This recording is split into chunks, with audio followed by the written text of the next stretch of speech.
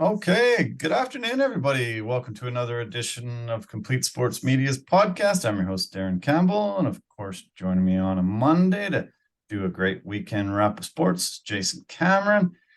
Still off of work, so we can do this mid-afternoon for you. It was a little more challenging getting everything ready for our early afternoon podcast, but I've done my best, and I'm sure Jason has as well. You were probably home a lot, watching a lot of sports this weekend, a lot of basketball, the first weekend of the playoffs. How many games do you think you saw? Did you see all eight?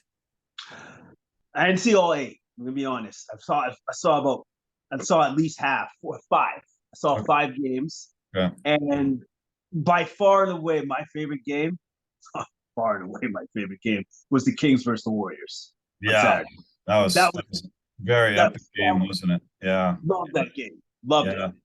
Yeah, those two are going to be engaged in an amazing battle, it sure looks like. And as long as everybody stays healthy, I think, yeah, that's going to be an epic series that we talk about for years to come. And incredible that the Kings were able to knock off the defending champions. Warriors have been pretty poor on the road this year, but getting Wiggins back and getting back into their playoff mode, I thought, the Warriors would be able to handle them, but Kings offense is no joke. De'Aaron Fox was, incredible. One of the best playoff debuts in the history of the NBA. He just really had such a super solid game and was able to really lead his team to a big victory. Yeah, and coming down the clutch, which he's been like that all season. Yeah. He's been one of the best clutch players throughout the entirety of the season. Yeah, number one, I think. Number one, statistic wise, yeah. So, and the fact that Wiggins came back and it didn't look like he lost a step. Now, granted, he did miss that wide open three, at the end to tie up the game. But I would say that I'm going to give him a little bit of leeway there. Man hadn't played 2.5 months. Yeah. He had played. I think he hits that shot. No problem. I was angry that they were even going for three at that point. It didn't seem like they needed it. Steph drove into the paint and tossed it out to him, but they were only, I think they were only down one at that point. And why go for three there? Get it to somebody, kick it to somebody, either go back, into the paint or just a mid-range jumper. I don't agree with teams shooting threes in those types of scenarios, because it's about a 33% chance that you're getting it. And mid-range jumpers or going right at the hoop, you're going to get fouled. It's going to tie it up, or you're going to be ahead. I hated them taking that 3-point shot, and no matter who it was, I was really not happy that they were even going for it then. Okay, hold on a second. So let's say what you just said and let's reverse it. So because you said it doesn't matter who's going to take that 3-point shot. Oh, so wow. And he had kicked it out to Steph Curry in the corner for a three. You would say that would be a bad shot? Is that correct? Yeah, still, because it's only a 40% make, right? Steph's the best in the world, but he's only making 40% of his threes. So 60% of the time he's not making that. So even though he's the best shooter in the game, he's only hitting 40% of his threes. So yeah, no, I think it's a bad shot in that situation. When you're down only one, go for a two. You're going to get a way higher percentage chance of sinking a 2-point shot than a 3-point shot. I understand what you're saying. But for the excitement of this series and for my sheer entertainment, I love the audacity of them going for a three. That was I really did. I appreciated it. And plus, on top of that, there's a wide open look. He had time to gather himself, look it, size it up, do all that stuff. This is a shot. I get it. But at the same time, I was all right with it. But you're giving it to a guy that hasn't played basketball in 2 months. He came back and played great. Played great. He had a great game. He's got to be rusty. I just disagreed with them making that move at the end, and I wish they would have went for two, and then then they're at least ahead or tied. If they get if they get fouled, they're going to the line. They've got way more of an opportunity. Steph's amazing when he drives to the paint. He hits a lot of floaters, he gets a lot of layups, and he gets fouled if he doesn't hit either one of those. So I was shocked that they made that move, and I'm not sure if it was called or if it was something that Steph saw as he's driving towards the paint. The other thing that sort of bothers me is that Keegan Murray played pretty poorly, and Domantas Sabonis only had 12 points. Sabonis, way under his season average. That worries me that if they play better, the Warriors are an even tougher sled going forward. Yeah, well, the scoring punch was obviously picked up by Malik Monk, who had an unbelievable game, 32 points, right? Yeah. So, and you could attribute it to the Warriors' defense was limiting what Sabonis could do. Now, I'm not going to say that Sabonis is going to be kept 12 points tonight. I don't think that will be a thing. You know what I mean? But I do love the one thing about the Warriors that I am seeing is that now that Wiggins is back and now that Gary Payton II is back on the team, their defense is a heck of a lot better than what it ever was. Yeah. So just with those two guys. That's true. Yeah. Both those two guys are great. We'll see if Wiggins, gets a little more action, gets, a little more familiar, gets a few more defensive stops. I love the defense from GP, obviously, but he's not going to bring any scoring element. But Kevon Looney, to me, he was really, the heart and soul of that team. Just the work that he was doing on the glass, getting in the paint with the bigs there, and really defensively had such an amazing performance against Sabonis. Yes. And you know what? It kind of reminded me of what he did when the Warriors went on their roll last year. Kevon Looney was a very valuable piece to them winning again. And he's just doing it again. He's doing exactly what he does, what he needs to do. He's getting into those dirty areas and doing what the team needs of him so that they can be successful. Yeah. Steph played well. Clay played pretty good. They got scoring from Poole and Wiggins. We'll see if they get that balance again. I liked what Dante DiVincenzo brought. Obviously, Draymond looked like playoff Draymond and was really contributing a ton. And this series is exciting. I hated that they lit that beam and got the win. I thought the Warriors definitely had a really good shot to go in there and get one or two games here. I guess we're gonna have to go for a sweep. A split is the best option now going forward. The Warriors have been struggling really bad on the road this year. It wasn't as poor a performance on the road as I saw most of the year, but they do just have to step it up a little bit more. Who do you think's going to cover De'Aaron Fox and Malik Monk tonight to stop them from going off again? 70 points between the two of them. The Warriors cannot let them go off like that again tonight. I think it's going to have to be a team effort, to be honest with you. Like, I think it's going to have to come from everybody on the team. Is going to have to know where those two players are, and to also know that Monk is he's been pretty savvy with his drives, so just to cut off his lanes of where he can drive to or filter him somewhere where they have help, right? So I think that's definitely going to be a focus. But if there's certain players that have to be called for them to be like guarded, Gary Payton II and Wiggins. Those are your two guys that you're going to be looking at.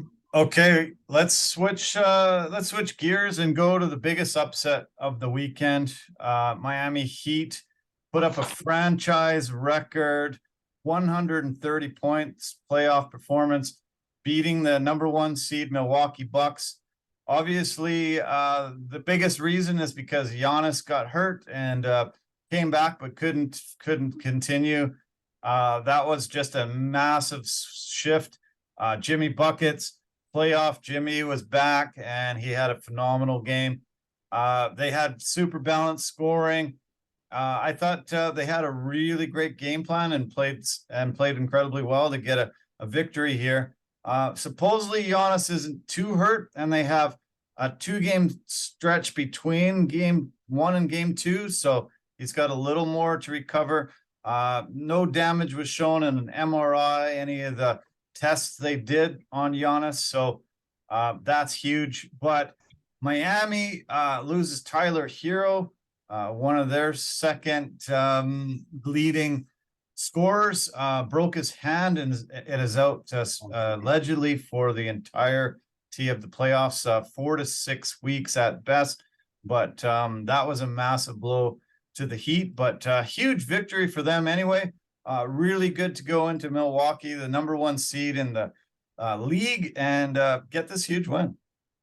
Yeah, but they got the win, and Jimmy was awesome, 35 points with 11 assists. But what really actually helped them was the fact that Giannis got hurt early, and he was gone early. So that's the main thing there for me. Now, what sucks for the Heat is that one of their main guys, one of their main offensive engines, Tyler Herro, got hurt. That's gonna suck for them because he's gone now. Giannis is gonna come back. Tyler Herro is not coming back. Yeah. So that just makes their uphill battle even. I still am picking the Bucks to win this series for good reason. And I also want to point out there was one other guy that actually had a pretty good.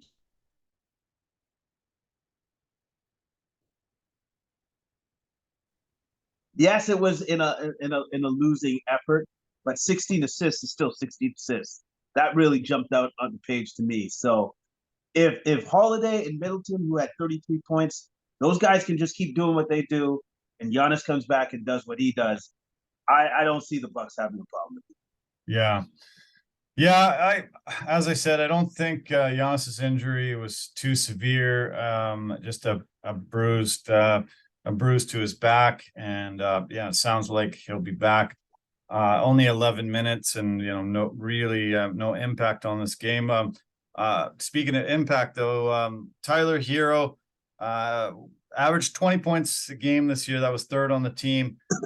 4 assists, and shot 38% from 3. That was the best on the team. Only Heat player with a 40-point game this season. So, big blow, really tough to overcome. But that's good for Miami if they want to win this series. That they got that win, even though Tyler went out. They got lucky with Giannis being hurt. We'll see if it does impact him going forward, though.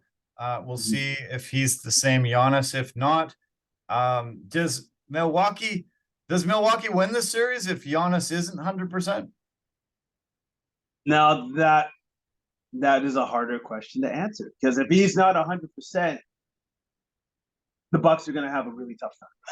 They're going to have a tough time. I think they still have it within them to win this series, but all of a sudden now the series goes to maybe even 6-7 games. Right. If Giannis isn't 100%. Middleton stepped up. Middleton has had a tough year, lots of injuries again, and really not up to Middleton's standards, but 33 points, 9 rebounds, 4 assists in 33 minutes. Great contribution from him. Drew Holiday, 16 points, 16 assists, and 7 rebounds. That is a huge contribution. And Bobby Portis, 21 points and 8 rebounds.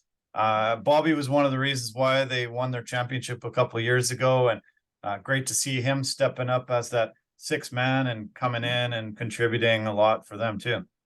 Yeah, no. Bobby knows exactly what he needs to do to be of value to this team, and then him just even putting in 21 points, losing effort, but they're going to need him to play well if they want to go forward. I think the Kevin Love addition wasn't really talked about as a big acquisition by the Heat, but it paid off dividends on the weekend. 18 points, 8 rebounds, and he's a guy that's got a ton of playoff experience, has a championship. under his belt, and I think he'll be a really big X factor going forward. Yeah, they're going to have to lean on him to pick up the scoring that Tyler Herro would have had, that he's now going to have to pick up for the team, because since Herro will not be available for them. Max Strus went off in the play-in game. Didn't have as much of a contribution, but he'll be relied on to hit some threes and get going from outside. Jimmy Butler really got most of his work done in paint. 28 paint points out of his 35 points. That actually tied a Heat playoff record with Dwayne Wade, who set the record in 2005 against the Pistons. So Butler wasn't relying on his jump shot, wasn't getting threes. He was just going to the hoop and getting some hard-earned buckets. And that's something that, he's really good at in playoff time, going in there and really working dirty, getting his points and pushing this Heat team. When they said this is a franchise record for points in a playoff game, I was pretty shocked, because the Heat have had an incredible playoff history, but he was really able to throw the team on his back and get a big win and score 130 points. Most teams are going to win when they score that many. Oh yeah, most teams are going to win when they score that many points. And then Butler got to his spots. He got to his spots on the court that he feels most comfortable with, where he knows he can do damage. And that's within the paint, and he damaged the Bucks quite a bit with his play. And so, unfortunately, with Jimmy, the thing that he's going to need to do for the Heat to actually be able to possibly beat the Bucks is have performances like this every night. Every game, yeah. Like every night. It's a lot to ask from anybody, but that's what Jimmy Bucket's going to have to do for them to win this series. Like that. For some reason, the Bucks usually lose their openers of series. That's their third straight. They are only 5-7 in playoff series openers. They won 5 of 6 of those series, so not a big worry. They seem to start slow and keep coming back. I thought Bam Adebayo outplayed Brook Lopez by a lot. Brook Lopez is the front runner to win Defensive Player of the Year this year, and somebody that really deterred people from getting those paint points, getting those offensive rebounds, was able to really be a force in the middle, and I just didn't think he had the same impact that he's had all season. Well, and another reason why he didn't have that same impact, because he usually had Giannis to even back him up. Right. Or like, because you have to literally go through 2 twin towers to get to the rim. And so one of those guys is going to get to you. And I think Brook Lopez has been the beneficiary of having Giannis back there with him as well.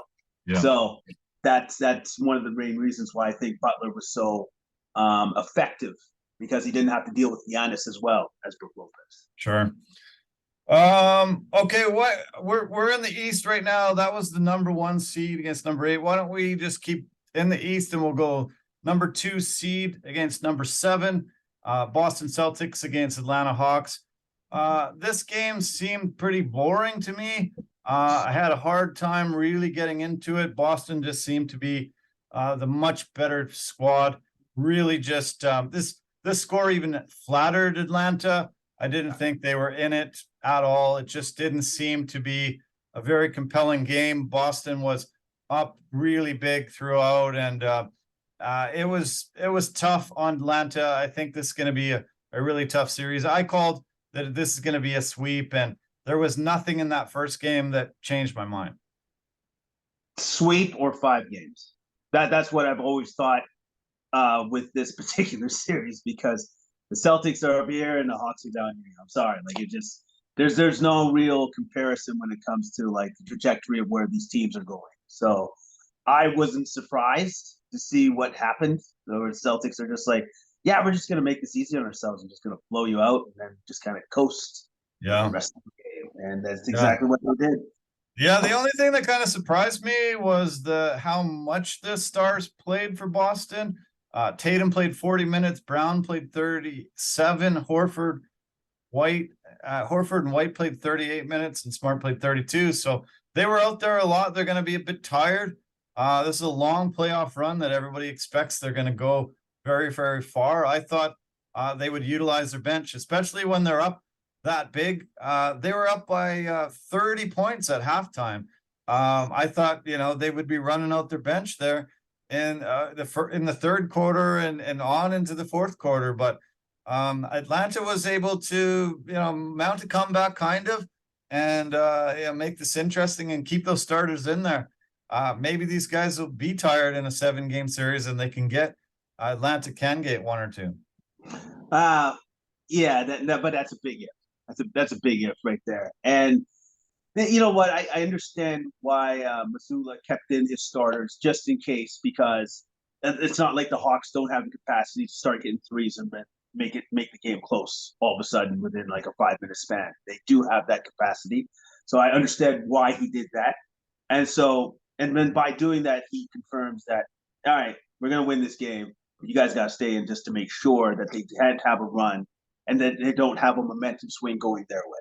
Sure. I want to kill that, right? So, and then Tatum with 25 points, 11 rebounds, Brown with 29 points, 12 rebounds. They did what they were supposed to do. And then you had White chipping in with another 24 points. Pretty balanced scoring on the Celtics part. Very balanced, yeah. Disappointing game from Trae Young. I expected more than 16 points. He seemed to be smothered by the Boston defense and just really couldn't get going. Atlanta needs much more contribution, needs probably 30 to 40 point games out of him in order to keep this close. Yeah. And yeah, they need bigger games out of him, but Trae is going to be bothered by their length throughout the entirety of this series.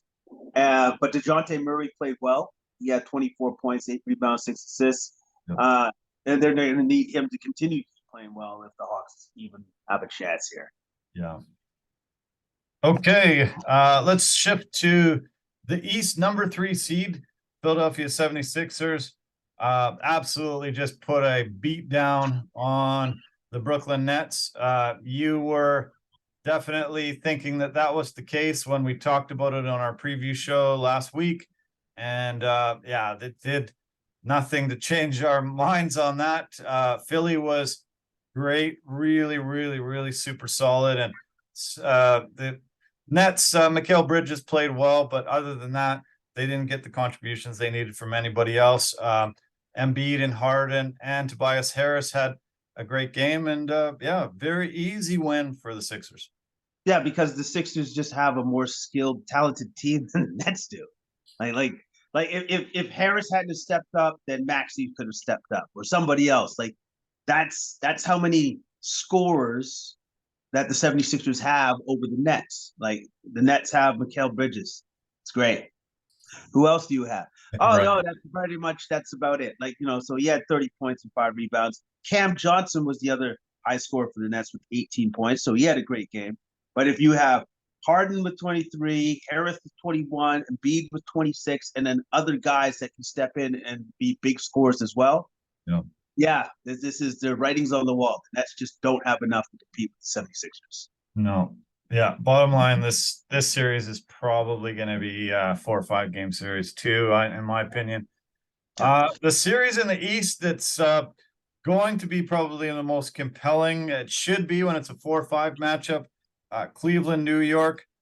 This was a great game as well, and the Knicks ended up wrestling home court advantage away and beat the Knicks 101-97. Big win for New York and give them a lot of confidence. Great game by a couple of the guys that needed to be. And this is huge for New York to upset a team that they're not supposed to beat. Yeah. The Knicks played very well, and Jalen Brunson was phenomenal in the second half. He was absolutely phenomenal in the second half. I don't like the narrative that people are like, well, the Knicks could have had Donovan Mitchell. No, man, no. The Knicks got Jalen Brunson and totally changed the dynamics of that entire team with him being added to the team. So, and also, too, by the way, it was him coming up big in the second half, which was one of the main reasons why they won the game in the first place. All right. Yeah. So enough with that talk. Brunson was amazing, but the other guy that was the unsung hero for the Knicks was Josh Hart. Sure. With 17 points and 10 rebounds. He was absolutely instrumental for the Knicks to win this game. Yeah, 8 for 11 from the field, getting a double-double. And that acquisition was actually talked about quite a bit back then, and it has just got legs ever since he's arrived there. That Knicks team has completely changed, I think, once he was at it. Oh yeah, absolutely. They got so much better with the addition. It was like he was their missing Lego piece. That's what they needed for them to finally go that next step, which they have taken. But again, this series, out of all the Eastern playoff series, this is the series that's going to be the most interesting. This is the series that's going to be the closest, because here you have Donovan Mitchell even going off still with 38 points. 5 rebounds, 8 assists. Garland had all right game with 17 points, but this is going to be a great series. It's going to be a battle right down to the wire. Yeah, Jared Allen played well, but I didn't think anybody else really stepped up for Cleveland. Played very well. It really didn't have contribution from any. They had 3 guys that were contributing. Everybody else was pretty weak, I thought. I thought Karis LeVert would provide more, and he hasn't. I don't know. We'll see going forward what changes. What disappoints me on the Knicks is RJ Barrett. He's just become maybe an afterthought now. I'm not sure why he's struggling, and he's just not bringing what he did previous. I don't know what's wrong, but very disappointing effort. And he's starting to become a guy that they're not even making any plays for anymore, and that wasn't the case for most of his career. Yeah, it's there seems to be like a shift in where the focus should be, and especially when Jalen Brunson got to the team, then definitely the shift has come to him, right? I still hold out hope that RJ Barrett will be able to come out of his shooting slump or whatever the heck he's going through right now, and that he'll be a contributor to the Knicks going forward. So I think what's going to be a big determining factor in that is his next game and how he does his next game. Yeah. I think Julius Randle played pretty good, but I think they expect more from him, and we'll see that come, I'm sure, through the series. Okay, shift to the West. We've already talked about one of the series, but why don't we go to Denver, number 1 seed against number 8 seed T-Wolves. This was another absolute blowout. This was not a fun game to watch, because it was just it wasn't close, never was. And I don't tend to keep my eyes fully peeled when they're up by 30, and that's the whole entire thing. I don't know if that's going to be how this whole series is. Denver has been the best team in the West by far, and we shouldn't, I guess, be surprised that number 1's really kicking the crap out of a number 8 this much. But I was kind of surprised that it wasn't even close. Well, I thought it would be a little bit closer than 30, but I guess I. But you know what? You look at the Denver Nuggets roster. This is a team that's built to go far in the playoffs. Yeah. Like it's one of the best rosters in all of the NBA, as far as I'm concerned. And Jokic didn't even need to have a big game. He didn't even need to do that. It's like, no, I got enough guys here that I'll step up when I need to. But since we're up by it's like 30, so I guess I don't have to do much. I don't have to worry about it, right? So you got to love the fact that Denver actually has a guy that's that skilled, 2-time MVP, where you can just I'll pick my spots when I need to be great. Yeah. And I'll just be great when I need to be, right? Otherwise, I'll make sure that everybody else is involved in the offense, because since I'm the offensive hub where everything's going to filter through anyways, I'll make sure people are in where they need to be, or they're getting the ball in the spots that they need to get the ball in those particular spots. Just like with Jamal Murray, the 24 points, 8 rebounds, 8 assists. Like he was the feature on the Denver Nuggets, and I think that was great for Jamal. Yeah. Well, we haven't seen Jamal in the playoffs since the bubble, and that was his coming out party. He took Denver super far in that tournament, and really was, the driving force behind why Denver played so well. He's had some injury troubles, and we haven't seen him for a while. So great to see him contribute and step up and be that number one scorer. Jokic played great, I thought, but they only had him in for 28 minutes. And when I was talking about, the other teams should be looking at resting some of their top guys, this was very smart that he only played 28 minutes, didn't have to, endure a very physical night, and they were able to get a 29-point victory, easy 80 points. We haven't seen a playoff team held to 80 points in a long, long time. And yeah, this was good defense, good offense. And I think it really showed that Minnesota might have made a big mistake with spending so much, getting Rudy Gobert in the middle. He didn't play well. He's not a guy that's ever going to contribute offensively to you. They got 2 7-footers in there, and they got outplayed in the paint. They got beat on the boards. It's not what Minnesota wanted. They want to have 2 7-footers to really significantly hold an advantage in that area, and they didn't. They were the second best by far in the paint. Yeah, and they really haven't all year, because like this experiment that they thought was going to work has blown up in their face. It has not worked, and it doesn't look like it's going to work. In fact, you could argue what did work, I guess not in the Wolves' favor, is that you had 1 7-footer punch another teammate, right? Yeah. So to cause strife and diversity, this to cause strife on the team. So that happened. But now, is that going to be a galvanizing thing to make the team come together? Probably not. No, it doesn't look like that. So I expect the Nuggets to win this in 4 or 5 straight. And yeah, maybe the Wolves will be able to sneak in one win because Anthony Edwards went off for a game. Yeah. Kyle Anderson got into another beef, and he's one of those pests that you really don't like and nobody likes. And it would have been good to see him actually get smacked a little bit there. He never took any heat over the things that he said to Gobert to cause him to punch him. He has been quite the jerk. He's neck and neck with Dylan Brooks and Draymond Green as the 3 super pests in the league. And I don't. This team doesn't seem like they're a very cohesive team. Not smart, and that incident, as well as Jalen McDaniels punching a wall. Minnesota's really in tough, and I don't see them advancing at all out of this series. No, I don't see it either, because like McDaniels could have definitely helped defensively against some of the top scorers on the Nuggets team. And now that he's unavailable, it's just going to make it so much harder for the Wolves to even win a game. Switching to the other series, number 2 seed Memphis Grizzlies.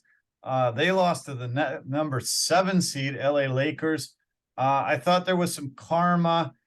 John Morant can't pull a trigger on a gun at this moment right now because his hand is so compromised, and I think that was karma.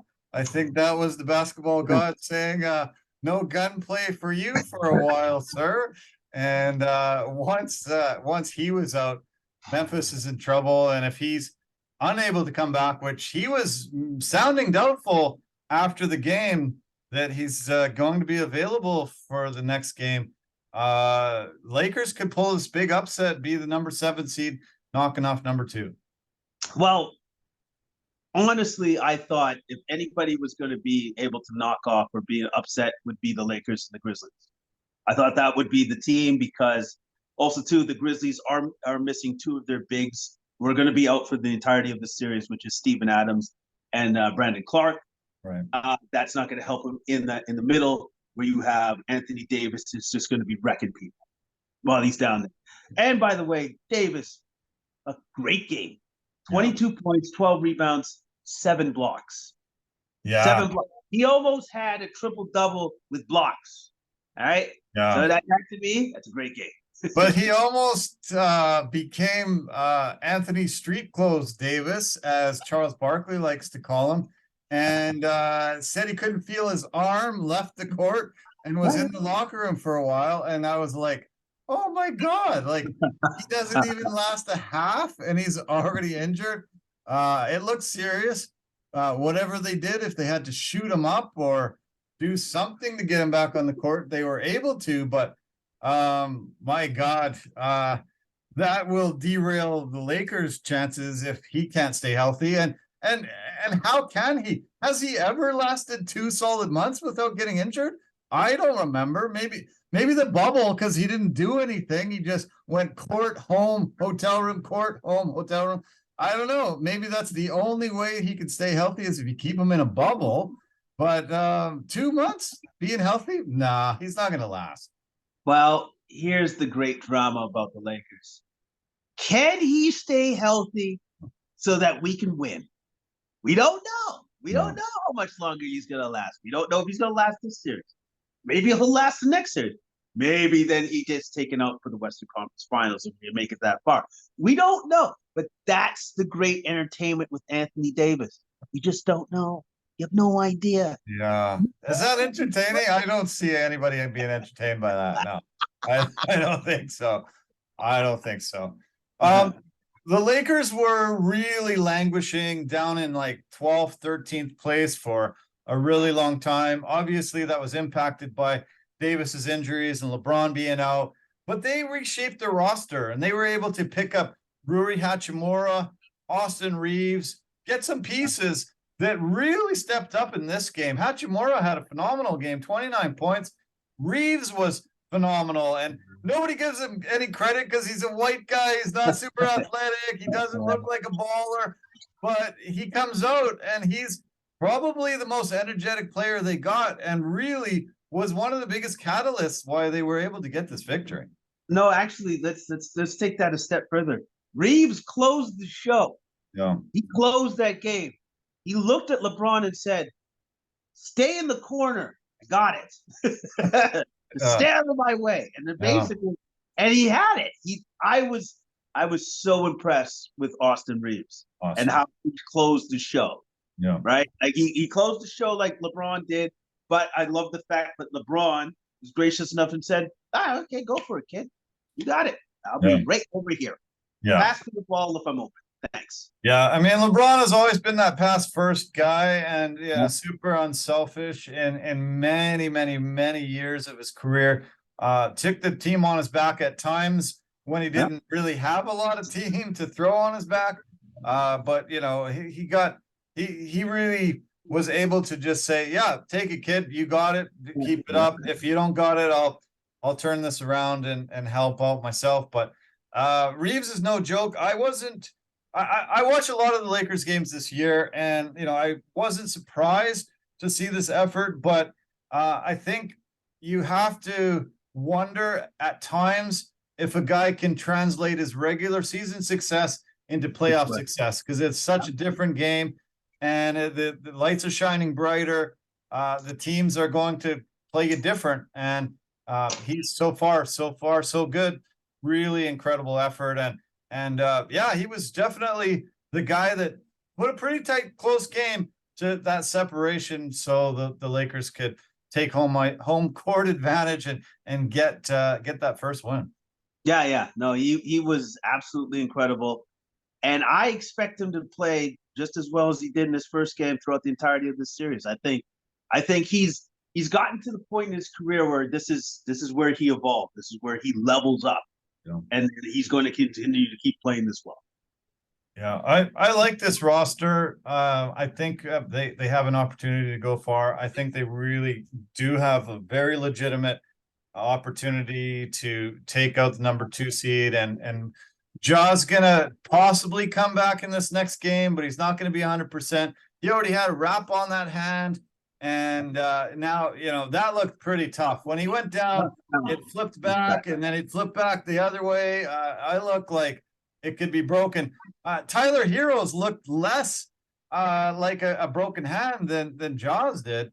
And, when they talked to him post game, he really sounded very, very distraught and very doubtful that he'll be available for game 2. Yeah, because it looked really bad. Because he went. That's the thing with Ja.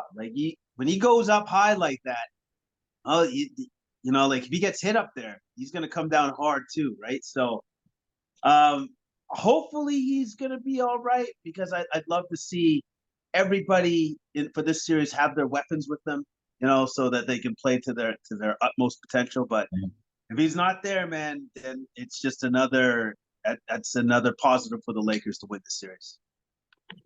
Okay, the final series we haven't touched so far. This is the 4-5 seed. And, as I said, in the East, probably the most compelling matchup. We talked about the compelling matchup, number 3 against number 6 earlier, but this one too, I think this has all the earmarks of a game 7, and 2 teams really battling it out. Kawhi Leonard was the best player on the floor in this game. He had Westbrook with him, unfortunately, but Russell was able to really contribute in so many other ways. I'm sure that Ty Lue won't want him to shoot 19 times anymore in the series if he's only going to hit 3. But the effort that Westbrook always has brought throughout his career really showed at the end of this game, and he was the reason why they were able to really close him out. But Kawhi is the man, but it's good to have Westbrook there contributing all those other things that he can. Yeah, because where he really made a difference was on the defensive end, which is the weirdest thing to say, because it's like, what, talking about Russell Westbrook defense. But yeah, no, I think he had 4 or 5 steals, and then he made the biggest play at the end of the game where he shut down Devin Booker on his drive, blocked him, and then threw the ball off his body out of bounds. That was to me, I was like, what are you talking about? So all this man had to do was, I can't play for the Lakers. You guys don't like me. So I'm going to go back to Los Angeles and play for the Clippers. And then all of a sudden I'm good. Now I can play again. I can play better. But I will say this. It was a heavyweight tilt. I love the fact that Leonard just said, oh, I don't have Paul George. That's fine. I'll just keep scoring then. And then that's what he did. He knocked down 2 threes at the end of the game to really cement the win. And then obviously Russell with his last minute block on Booker when he was going to drive to the hoop. I was just super impressed with Kawhi. Kawhi was made big shot after big shot. He did what he needed to do for his team to win.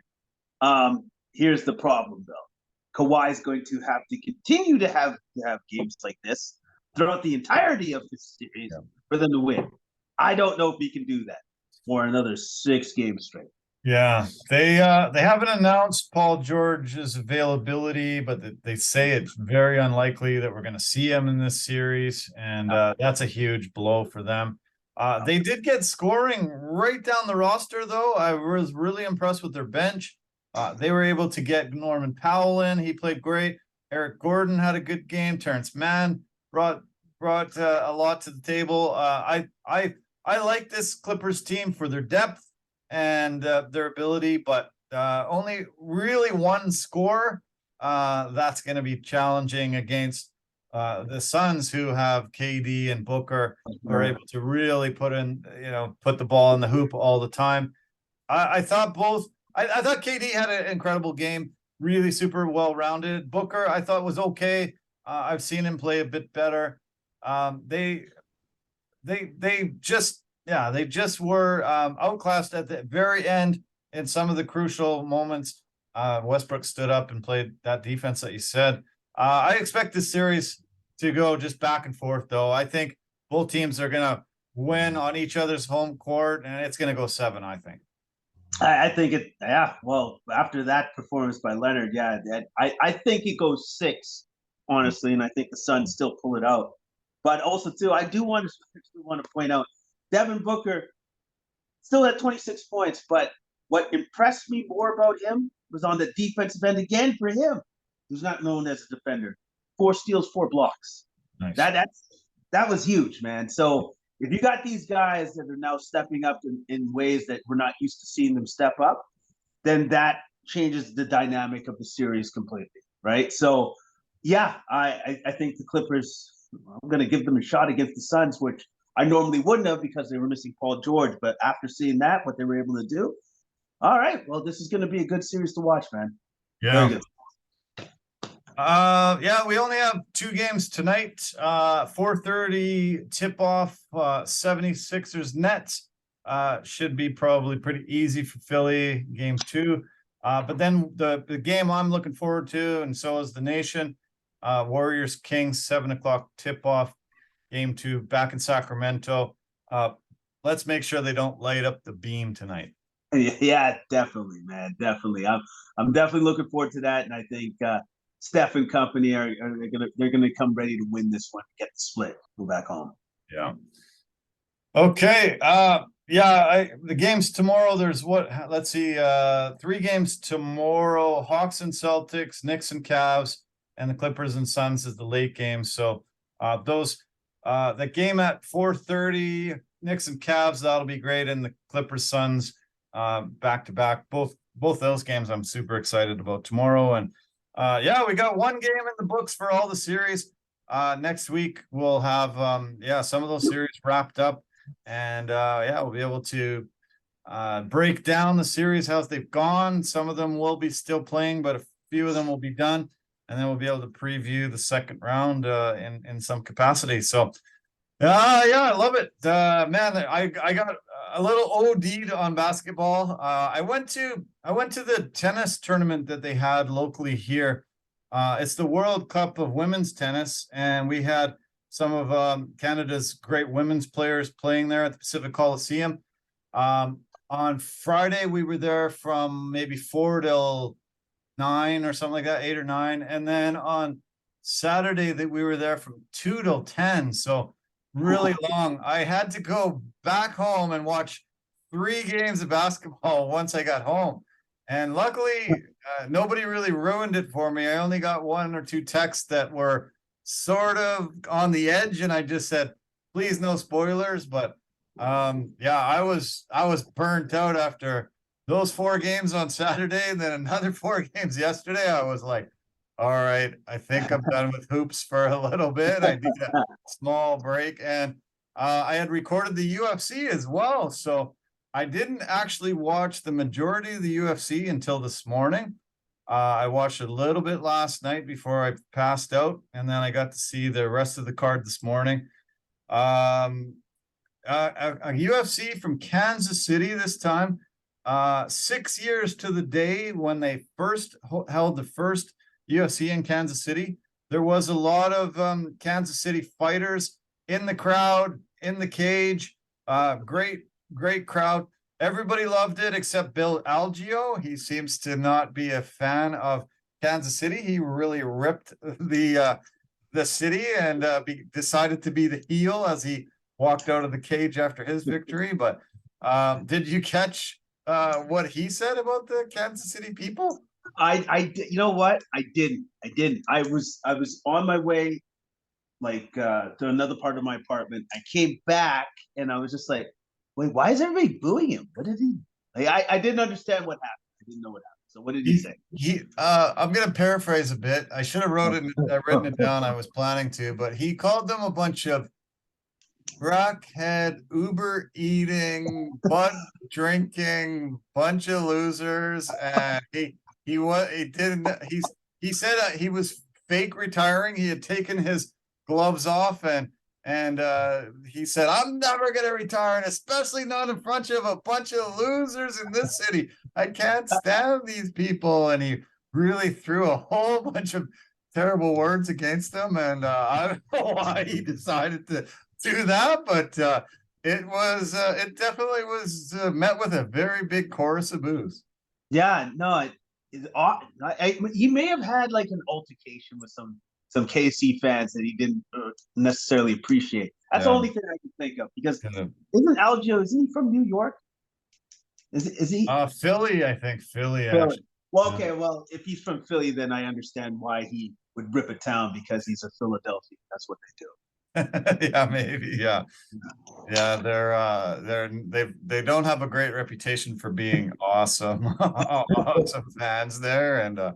awesome to deal with. So I'm a Philadelphia big lover. Love that city. Got family there and always will. But yeah, it's a tough town. So, but yeah, Algio did not make any friends in Kansas City, and I don't think he'll be invited back. But, No, probably um, a good idea. yeah. Um, I guess a lot of great things to talk about, but we might as well start with the main event.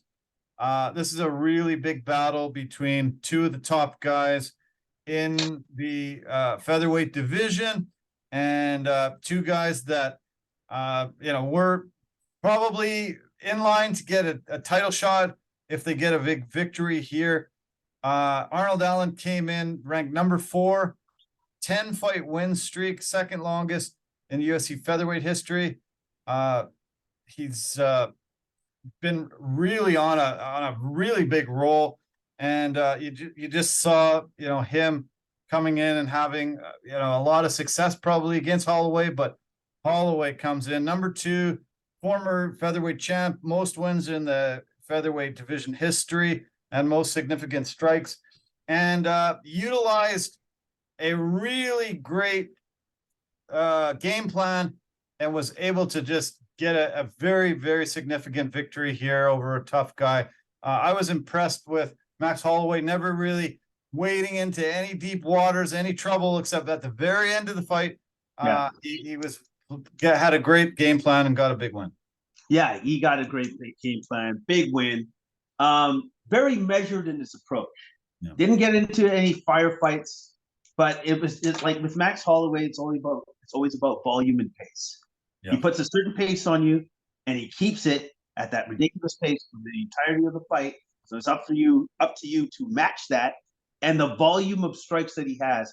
Unfortunately, you're probably not going to match that because that's the one thing that he's known for. It's just an avalanche, and then before you know it, where you think you're doing well, just the gap between the amount of strikes that he's hit you with and you're hitting him with just keeps going up and up and up as the rounds go away, and then and that's how Holloway did it, man. At one point in time in this fight, I want to say maybe the second or third round, he's the first fighter ever to land over 3,000 significant strikes. Yeah. So that means it's like he's just a punching, striking machine. He's always hitting you at some point. So you don't really have a chance to really take it all in or take a breath. But to Allen's credit, he had great combos. He was in this fight from the beginning to the end. It was just that Holloway was just a step above. It was just a step above the entirety of the fight. Yeah, he was. I had wondered if Holloway, through all the wars that he had been in over his career, if this was going to stop that ability to bring that much volume and that much pressure. Just a perfect amount of pressure and keeping away from any danger. Just a really perfect game plan. And this is why he is one of the greatest fighters in UFC history, will be a Hall of Famer, in my opinion. The movement, the jab, the ability to just keep a super tough guy as Arnold Allen is, just on the outside and never really got into any trouble. I loved it when Allen finally was like, let's go. And then Max ended up knocking him down. It was a flash knockdown, but he knocked him down right at the very end there. And, I agreed that he won that decision. There was a bit of controversy, supposedly. Some people thought Allen had won a couple more rounds than that, but I thought this was a just decision and a really great performance from Holloway, and the blessed era is back. Yeah, no, I thought it was a great performance. I thought Allen conducted himself well, and he shouldn't drop in the standings by no means, as far as I'm concerned, from this fight. But here's the thing. Now, this is what Allen has to realize. Holloway is still that good. So how am I going to beat the other guy that's above him that starts Holloway? Think about that. Think about that. Think about what his mindset must be going, okay, that guy was really good. And then the champion is actually that much better than that guy. Yeah. Mark. Yeah, tough. Yeah, very tough because Volkanovski is so good. The only thing that both of them have a chance with is if Yair Rodriguez ends up beating Volkanovski, which we don't expect, but they do fight in July.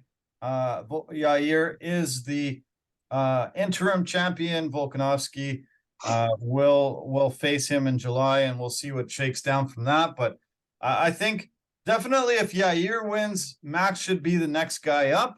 If Volkanovski wins, I'm not sure if they'll go that way, but Allen, probably will get another fight in between, and maybe he'll knock off Ortega, maybe it's Emmett, but he'll really be able to legitimately ask for a title shot because 10 wins in a row and then losing to, probably the greatest featherweight of all time.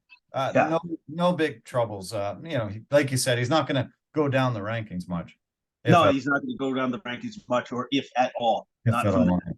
Because, like I said, that was a great win by Holloway, but Allen didn't lose anything from his performance. Nothing whatsoever, as far as I'm concerned. Okay, co-main, not a lot to talk about. Over pretty darn quick. Edson Barboza absolutely threw a perfect knee just as Billy Quarantillo was throwing a right punch and trying to drop down for a takedown. An absolutely picture perfect knee that Quarantillo was knocked out and back up and didn't even realize he was knocked out. It was such a, one of those walk-off KOs. Barboza gave him a shot on the ground just for good measure, but Quarantillo was out before he even hit the ground and, was completely unaware that he got KO'd when Keith Peterson came in and stopped it. He was protesting because he didn't even remember it. It was so fast and so lethal. Now, that's the thing that we forget about because we haven't seen Barboza for a while. Right. And just looking at him again, what I did forget was how extremely muscular that man is. There is no fat on that dude's body whatsoever. He is made to strike and hurt you at any level, right? Yeah. So when he threw that knee, I was like, oh man, that does not look good. And then it wasn't good because Quarantillo fell on his face. He was did done. Not brace himself. He was done. It was done. Yeah, it was a beautiful knockout, and it just put the division on notice that hey, Edson's still around, still super dangerous. Yeah, he's been in with all the best fighters in the division, has never taken anybody light, and has always had incredible competition. He has has his ups and downs because he has just faced some of the toughest fighters in the game. And but yeah, when he can deliver that, he's the only fighter in the UFC history with knockouts by kicks to the body, head, and legs. And he got that incredible wheel kick against Terry Edom that was one of the most spectacular knockouts in history. And this one is chalked up on his resume as another one of those spectacular KOs. Yeah, just another bounty just to be added to as many that he's had over his illustrious career. Barboza he's just a striking savant, really, when it comes to this kind of stuff, and love watching the man fight. Yeah, he's so impressive, and it's incredible. I love it too. Okay. Let's fly through this. We had a stinking no good Russian fighting in the light heavyweight fight. Mirzakhanov against Dustin Jacoby. Azamat actually was super dominant in that first round. Probably even won that second round, I guess. Gassed out, and Jacoby came back and was taking it to him. Probably had an opportunity to finish this fight if we would have kept it on the feet. Didn't do so. Azamat ended up winning the fight, unfortunately. The professional stinking no good Russian, gets the victory, gets the win. But he looked really impressive early, but his gas tank let him down later on. Yeah, his gas tank was failing him in the third round, and Jacoby, that was his chance to possibly take him out, but he didn't have enough to do that. I was impressed with Murzakonov's just with his movement and his explosiveness into his striking, which was giving Jacoby a ton of problems because not only was he explosive and fast with his strikes, he had extreme power. Jacoby doesn't just fall over from nothing. That guy is extremely tough and durable, and he was dropped, I think, 3 times throughout the course of this fight. So that is a testament to Murzakonov's power. And Murzakanov, I think he won the first and second round, clearly lost the third. But he won against a very, very tough individual in Dustin Jacoby. The first knockdown was a left that came around and hit to Jacoby in the back of the head, and we know that they outlaw that back of the head. It's usually not caught when a guy's throwing a shot like that, and it ends up hitting a guy in the back of the head like that. But that was the reason why they got the first knockdown. But he was on wobbly legs and got knocked down a second time, and then you're right, he got a third knockdown later on. But power on this guy. You could see all the cupping on him. And I actually was thinking during the fight, I got to ask Jason about that, if he ever has had cupping. And then you said right before we even kicked off, you said you went for some acupuncture and cupping. Do you actually, do you get that bruising that was all over his body that we saw there? Oh, yeah. No, I get bruising all over the place because like what it's and what I believe it's supposed to do for you when you get the cupping is it's supposed to relieve the tension within the muscles or between the muscles. Okay. So it's actually supposed to get your body to somewhat relax, right? And so that's what it helps to do. And as for me, it works perfectly. It's a beautiful thing. It's what my body needs. And I see that a lot more fighters are doing that because obviously they come into the octagon, they got all these weird circular marks on them. But I think, as far as I'm concerned, I believe it works, and it definitely seemed to work for Murzakanov in his win. So there you go. Yeah, he looked great early. He just got to learn his cardio. His gas tank's got to be better than it was, and he'll be able to really get the 3-round wins, no problem. Won't run the risk of losing late because he's so tired out, but. Okay, in the light heavyweight fight before that, we had Canadian Edmonton, Alberta native Tanner Boser, who's been on the podcast on a few occasions, facing the Hulk, Elon Kutilaba. Tanner decided finally, after the behest of a lot of people, hey, you got to go down to light heavyweight. You can't handle these heavyweight guys. If they get you down, you can't get up. You cannot stay in that division. For the first time since 2014, first time in the UFC, he dropped down to the 205-pound weight. Didn't even make 205. He actually made 203. So he could have probably made that weight his entire career. Unfortunately, took one of those bombs from the Hulk. The Hulk turned green, got mean, and knocked him out.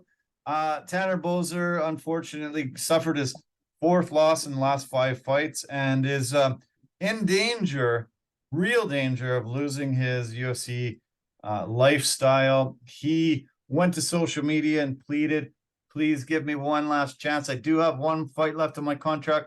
Please give me a chance. Please let me fight in Vancouver in June and give me a last shot. He said, they might cut me, they might not, but please give me a chance. And hopefully they do.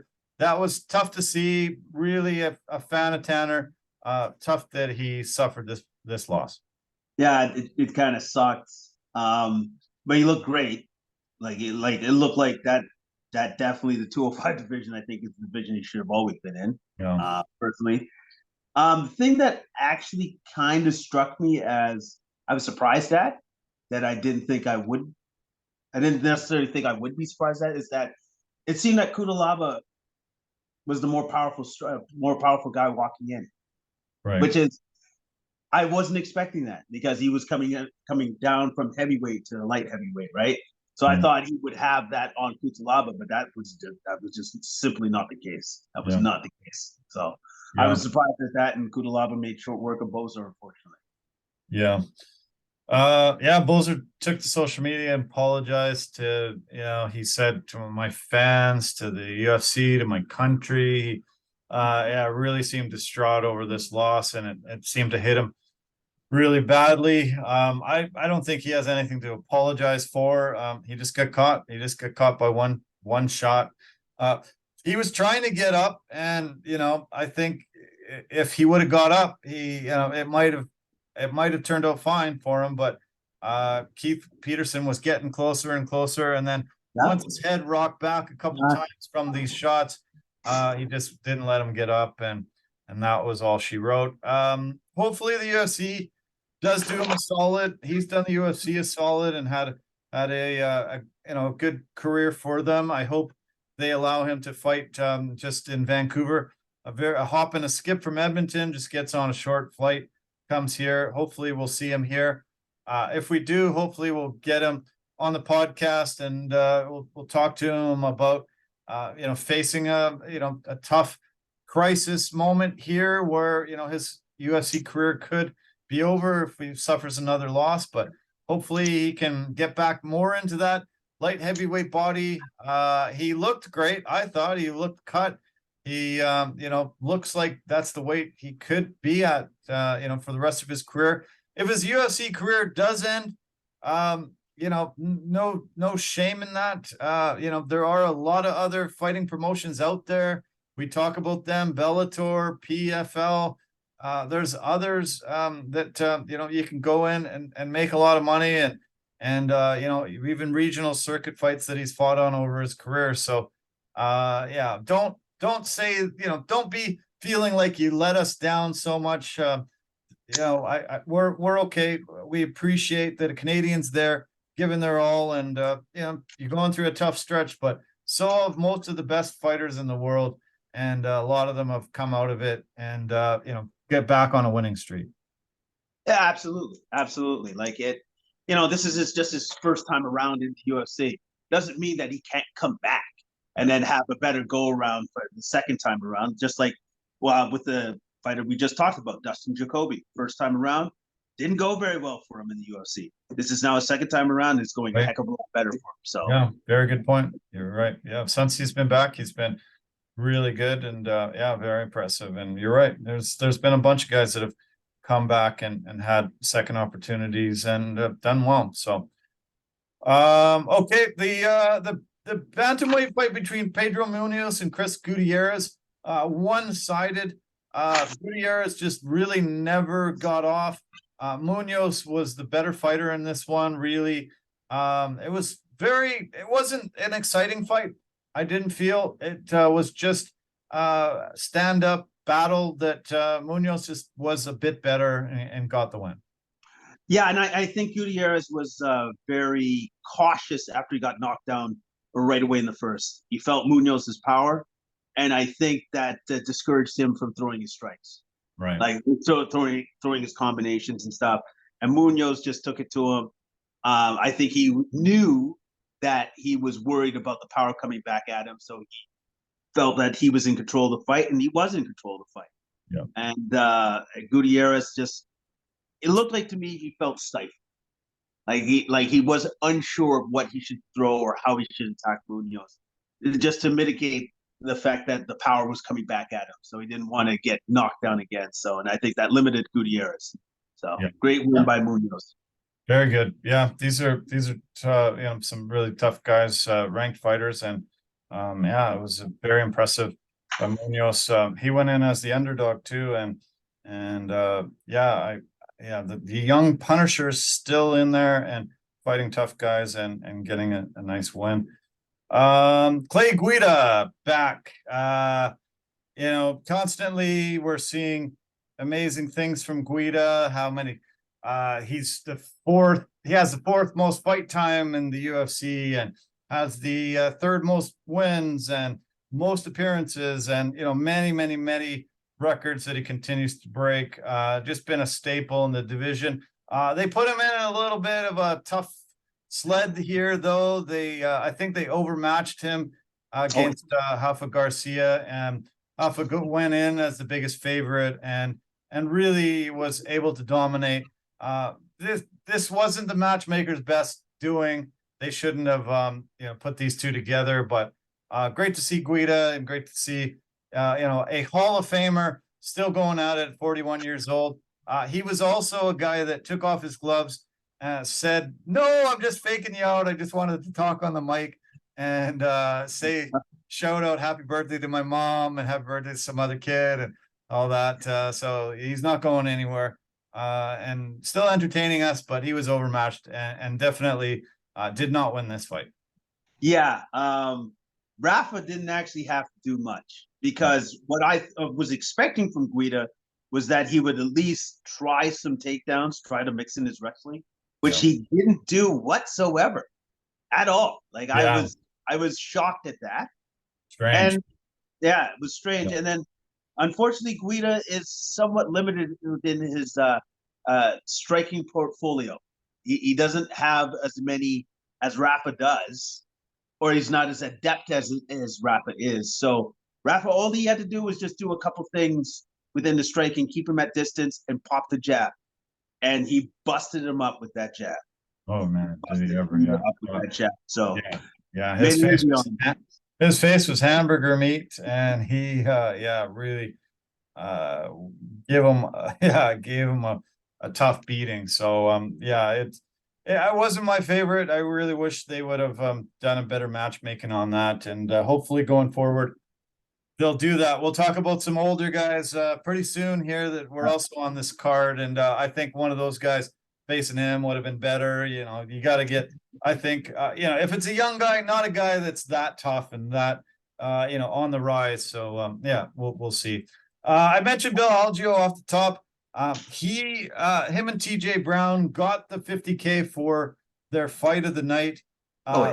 This was a really impressive, very fun fight. Algeo got his nose broken early. So did TJ. And then they just kept at it. Algeo finally got that submission win in the second round pretty early on. And as I said, did not make any fans in Kansas City, but made some fans around the world. Got a really big win over a tough guy. Oh, no, this was a great fight. Back and forth. They got as good as they gave. You know what I mean?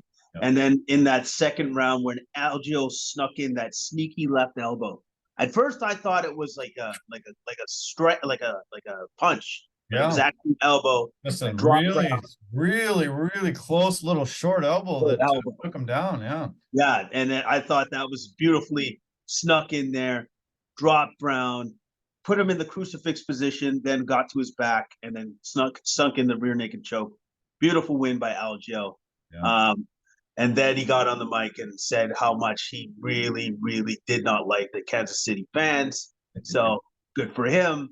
But great win by Algeo against a very tough TJ Brown. This was by far and away, as far as I'm concerned, this was the best fight of the night, because they were actually pretty well matched and pretty equal in all parts. Yeah. Speaking of 50K bonuses, Brandon Royval also got a 50K bonus for his flyweight win over Matthias Nicolau. Both ranked fighters, both really talented guys. Royval gets the huge knockout victory, and it was just a brutal knee knockout as well. It was another one of those ones where you're like, whoa, holy cow, that was crazy, and just a perfectly executed knee. Perfectly executed knee, and then just to finish it off, just in case, vicious elbows for ground and pound for the win. I was actually very impressed with what Royval had to say post-fight, if I remember correctly. I don't want to be on prelims anymore. I think it was something to that. No, I don't want to do that anymore. And you know what? Roybal in his weight division, he's ranked number 4. I think he might have a point. Yeah. I think he might have a point. Yeah, I'm not sure. Yeah, like you look at the main card, and they should have been on the main card. I don't understand that. It's a 4 versus 5, man. Yeah, It's it's crazy that Guida's on the main card compared to these 4 versus 5 in the flyweight division. And these two always bring it. They're both amazing. This was I thought it was going to be fight of the night. It didn't turn out to be, but I thought these two were incredible. And so weird that they're not even the feature fight on the prelims. Yeah, I don't know. We talked about the matchmakers. They also must set up the lineup, and this was a very strange spot for these two fighters to be on the card. Yeah, it was.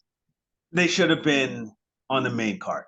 Like point blank, they should have been on the main card because, come on, man, they're 4 and 5 in their division. Like, what is? Did they have to be 2 and 3 so that he could make the main card? Like, what are you talking about, man? Weird, yeah, very, very strange. I don't think I mentioned when we talked about Edson Barboza, he did get 50K as well. One of the performance of the night fights to do that. And the other performance of the night, we haven't got to her fight yet. Jillian Robertson, Canadian, got a really nice win. The submission queen gets another one. But let's just touch on a fight that had a finish, an outcome after the finish that has never been seen in the UFC before. 2 fighters retired after a fight has never happened in the UFC history. We saw Zach Cummings, 38 years old, Kansas City native, got the biggest roar of the whole entire night, being a hometown boy, fighting a 42-year-old short fuse Herman, who looked good walking into the cage, but did not look good in the cage. Definitely realized that he didn't have it anymore, and I'm glad he decided to hang it up. I think Zach might still have it and might be able to continue, but he's decided no, he was walking away. They both took their gloves off in the cage and both called it a career. Zach really beat up Ed really severely badly, and looked, really excited that hometown Kansas City crowd. But yeah, it's good they both walked away. Zach on top, Ed when he should have, and it was funny to see both guys gone, retired after the fight. You know what this fight reminded me of? Just 2 old men. Just finished drinking some beer at the bar. Said, "All right, let's go for one more, just one more fight." Like that's what it reminded me of. The fact that Zach Cummings was even able to come back for one more fight is impressive in itself. Yeah, as they were detailing his problems with his back that he had, the fact that he couldn't even get out of freaking bed with his back issues. So the fact that he was even able to get into the octagon to fight one more time is impressive in and of itself. Yeah. And when you saw Cummings fight against Herman, the thing I saw with Ed Herman was that I think he was thinking of what his body needed to do, but his body did react to whatever it needed to do. It just didn't react. Like, you took those punches, and I'm like, I remember Ed Herman having some head movement as opposed to none. Zero head movement. Like, I remember he was able to do that. It looked to me that Ed Herman definitely, this should be his last fight. Because he doesn't have it. He's still tough as all get up. Like, it took Cummings till the last minute of the 3rd round to finally put him down. Right? After taking that much damage, which is just incredible. But still, Cummings did win the fight. I'm glad they both retired when they did. It was actually pretty emotional. Even for me, I was just like, oh man, I don't even know why I'm tearing up. I don't why. But it was cool to see. It was very cool to see Zach's little girl run into the octagon and give dad a hug and stuff. It was cool. If you're gonna retire, I think that's the best win or lose that you could have asked, and from 2 guys that definitely respect each other too in the game when they fight each other. So I thought it was pretty cool. Yeah, Ed Shortfuse Herman, incredibly long career. He was on The Ultimate Fighter 3, and those most of those guys are long, long, long since retired. I think Michael Bisping was on that, and he said, yeah, I've been retired for 5 years at least, and yeah, haven't seen most of those guys be able to last as long, and yeah, incredible. Tough as nails, even in his last fight where he was getting beat up real bad. No quitting. This guy just continued to try to battle and pray for a win, but it wasn't coming. His body is shut down for him, and it's good he's closed down his career, and I'm sure he'll have a great career coaching, running a gym, being able to contribute to the youth coming up for the next wave of fighters coming through the UFC. So yeah, good luck to both of those guys, and hopefully they have long lives after their UFC career. Okay, I mentioned Jillian Robertson, Canadian girl. Hey, she scored her 7th UFC submission finish, beating Piera Rodriguez, who was undefeated coming in. I thought, yeah, Rodriguez was going to give her a really bad run for her money, but that arm bar, it was really brutal. It was sunk in. I know that this is controversial because she said she didn't tap, but if she didn't tap soon, it was going to break. It was going to be severely damaged. It was sunk in. There was no way she was getting out of that. So, she said she didn't tap. I saw a tap. It wasn't a very distinctive long tap, but there was a tap there, and I think that it was a just stoppage. I had no problem with it because here's what would have happened if she goes, okay, I didn't tap. Okay, she did tap. She didn't do tap. She tapped once, and then thought about it, thinking that she could hold on, which she could not. All right, so let's replay how this would have been. Okay, so the ref goes, okay, that's not a tap. I'll just wait for your arm to break. There it is. Fight is over. Right. That's actually what have happened. Yeah. Your arm would have went that way. You would have not been able to fight now for the next couple of months, not make any money. That's what would have been your future. I think the ref actually did you a favor by stopping the fight when he did. Yeah. We're done. I forgot to mention that Azamat Marzakhanov, the Russian guy that I just didn't say his name so much. He actually broke his left arm at the end of the second round, and they went the distance. He said, yeah, he could barely throw it in the third round, but continued on. Yeah, that was his third straight win, and he's asked for a top 10 guy, another super tough guy that breaks his arm and just continues to go on. Maybe we see Rodriguez have her arm broke and goes on, but Robertson's not going to let go even after it's broken unless the referee's gotten in there, and the referee jumped in to stop it. So she's legitimately the winner, and Rodriguez can complain all she wants, but we saw a small tap, and we saw that armbar sunk in. Yeah, it wasn't getting out of it, no matter what. And also too, okay, so, and if she does break the arm, it's not like the ref is not going to notice your broken arm and call the fight. Right. He's not going to be like, I think she's still got a little bit more fight left in her. Let's see what else she's got. Come on, man. No, fight's over. Fight's over. Yeah. Lando Venata, groovy. Our friend Scott Holburn's one of his top fighters. One of the guys he likes the most. Always loved Lando's movement. He was able to get some big wins in his early in his career, but he lost a decision to Daniel Zellhuber. Want to make any comments on that one? Well, first off, I love Venata. I do like the way that he approaches the fight game.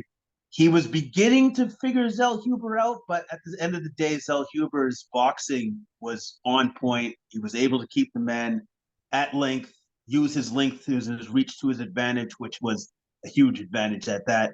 Venata was, being creative within his striking angles that he was trying to get on Zellhuber, which he was able to get here and there. But for the most part of this fight, Zellhuber controlled the action. with his striking, with his length, and got the win. And Zell Huber's very, very good. Very good. Yeah, very good. Impressive for sure. And Denise Gomes gets a really big knockout of the Brazilian, Bruna Brazil. Nice, brutal knockout there. And yeah, that was kind of what kicked off the main prelims that I saw. Yeah, impressive performance by her.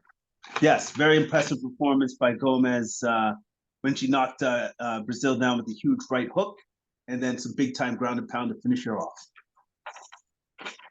Okay, we have a UFC fight card coming up this coming Saturday. The main event has a heavyweight battle between Sergey Pavlovich against Curtis Blades. Both really tough guys. This should be a hell of a heavyweight battle. I'm actually really excited. I think the matchmakers did a good job with this one. No, they knocked it out of the park with this one. This is actually a good one. And I believe they knocked it out of the park for their co-main event. Song Yudong against Ricky Simone. Yeah. That's a good one. That might be your fight of the night. Okay. You're calling that one. Okay. I love Bobby Green. Glad he's on the card. Super fun fighter. Gets to fight Jared Gordon. Always brings a very fun performance. Jeremiah Wells, Matthew Samuelsberger should be a really good way of kicking off the main card. And who else? Ronnie Yaya, Montel Jackson should be good. That should be good. Yeah. And we can see another heavyweight battle between Muhammad Usman and Junior Tafa. Yeah, want to mention anything else? Nope, that's it. I'm looking forward to that Montel Jackson Randy Yaya fight. I think that should be a good one. Yeah, should be a really good one. So that fight kicks off. Prelims start at 1 o'clock Pacific, 4 Eastern, 4 o'clock Pacific, 7 o'clock Eastern for the main card. So make sure you tune in a little early for that. Some unfortunate news we heard today. Charles Oliveira has had to pull out against his fight for UFC 288. Was supposed to take place. It's supposed to take place May 6th in Newark, New Jersey. He was supposed to fight Beneil Dariush, and he has suffered a training injury during wrestling practice and had to pull out. Very disappointed. Yeah, it was really tough. I was looking forward to those two guys doing battle, and yeah, I guess we'll have to settle for Aljamain Sterling's Henry Cejudo on that card, but this was going to be the co-main event, and yeah, it's too bad he got hurt. Yeah, that sucks. But what I would definitely love to see from the UFC is, and hopefully Beneil's not in a hurry to get back in the octagon. Wait, because I think that's a fight that needs to happen between those two. I really do. Supposedly they're looking at putting it on the Vancouver card, so that would be a big win for us. Yeah. Those tickets go on sale to the public on Friday, and I think there's some early tickets that I'm going to buy on Wednesday. So I got some early access to tickets on Wednesday, so I'm going to buy one for. I'm going to get like 4 tickets. I know you're coming. Stefan's coming. We'll probably get Scott to come or whoever. And yeah, I'm going to get some great seats, and hopefully they rebook it for Vancouver, and we'll be treated to something awesome. Well, hopefully they do that, and hopefully they book some other like awesome fights for that card, because like, you know, like I said before, you haven't been up here for like 4 years. You haven't done nothing. Yeah. So give us something. Yeah. Give us great fights. I'm not just asking, I'm demanding. Yeah, I listed off a bunch of fights that I had heard about, and it looks like a pretty good card. Yeah. Obviously, the main event at this point is Amanda Nunes, Juliana Pena 3. But there was quite a few good matches that I look forward to seeing. And yeah, I'm excitedly going to buy tickets. There's been a few cards here that weren't moving the needle much for me, but this one, I think they're going to really put some good talent on it. No, you mentioned the talent before. There are definitely some good fights. I just would like them to add some more great fights. Yeah, really put it over the top. Yeah, I agree. Yeah, definitely, I agree. PFL happened over the weekend. I mentioned it going in. Olivier Aubin-Mercier was able to get the big win over Shane Hurricane Burgos. Dominated him all 5 rounds. Really wasn't in any trouble. Seemed to be the better fighter here, and got a big win over Burgos, who had a very great UFC career, and came in, was given a very big opportunity off the bat, but Aubin-Mercier, the Canadian, was able to get the win and move forward. The Canadian gets it done. Super impressed with that. The fact that he was able to get that big win over Burgos, who's a very good fighter. Yeah. Last note I want to mention is the NFL news today that Jalen Hurts signed a big 5-year deal with the Philadelphia Eagles to remain their quarterback for the next half a decade. $255 million over 5 years, $180 million guaranteed, $61 million a year to start. Becomes the highest paid QB in the NFL, and earned it after a phenomenal year last year, leading the team all the way to the Super Bowl. And maybe he can go one better this year and capture the title. Nice to get him to wrap this up. And I'm sure Lamar Jackson and others are looking at this as another signing that they hope they can sort of reach or match, and we'll see going forward. But big signing by the Eagles, and good for Jalen getting his money. Yeah, huge. And also too, it just signifies that, like, quarterbacks they're on this upward trajectory of making more and more money. Also, maybe it signifies something of, this is where the owners are willing to go to for guaranteed money for quarterbacks. Right. Maybe there's a limit, and maybe that's the limit that Jalen Hurts has just gotten to right now with that 180 million or whatever guaranteed money. Yeah. Maybe there's a limit. And maybe that's what they're trying to tell Lamar Jackson by saying, no. That other thing was an outlier. The limit is 180 million. That's where we're willing to go to. Maybe for you 190, but not much more than that. But definitely not 200. So maybe that's what it is. But I'm super glad to see that Jalen Hurts got his money, especially after his Super Bowl performance of that effort that he put in. Yeah. He deserves that. Oh yeah, he deserves that. Very impressive year, and great playoffs, and he deserves it. And I think Lamar better temper his expectations and come down. Maybe just say, okay, I see what the market is, 175 guaranteed. Yeah, give me that, and let's move forward. And hopefully, he'll get his wits about him, and we can see him going forward and bringing his incredible talents back to the Ravens, and gets to throw to OBJ. They might have a phenomenal year.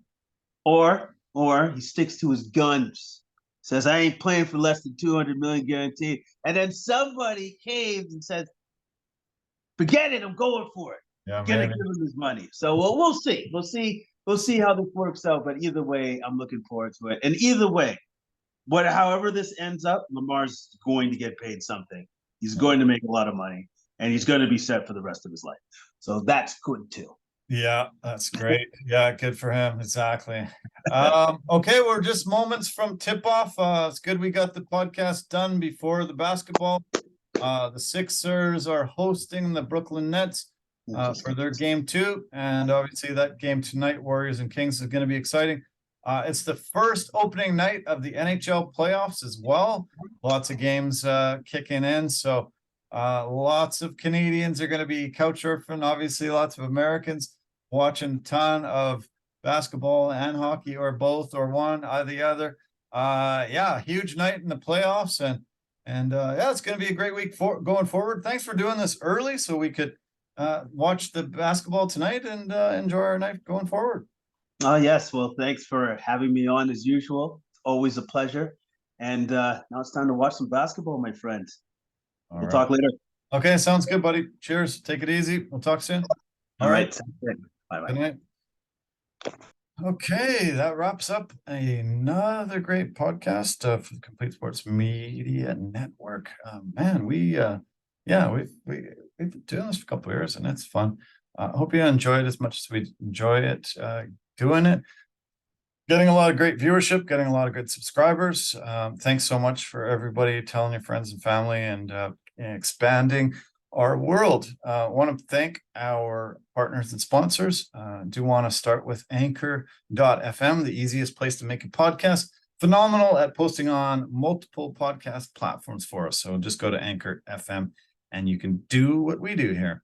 Verbero, the hockey equipment and apparel company, an industry leader in technology, performance and value, and the V350 stick is a must-have. Pampas Impossibilities, they come into your home, give it some West Coast vibes, make it look beautiful and pretty, and really spruce up your home. You can find details on our website. And also on our website, you can find some products from Forever Living, the aloe vera company that has health and beauty products, industry leader.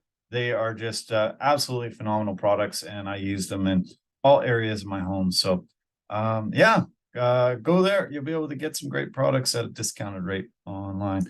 Love you. Thanks a lot. Thanks for all the comments. Thanks for all the likes. Thanks for all the subscriptions. And there's more and more coming. We had such a great time at the tennis. We're going to put some good stuff on our website, put some stuff on Instagram over the weekend, and hope you like that. And yeah, we will see you soon. Love you guys lots. Have a great week ahead. Spring is in full bloom. Man, the cherry blossoms and all the beautiful trees are so nice. I see so many people taking pictures. I saw some wedding parties out at the airport where they have all the cherry blossom trees there. Yeah, you can really feel it in the air, and it's going to be a great spring going forward. So love you guys lots. Take care of yourself. Have a nice week ahead. We'll see you soon. Bye for now.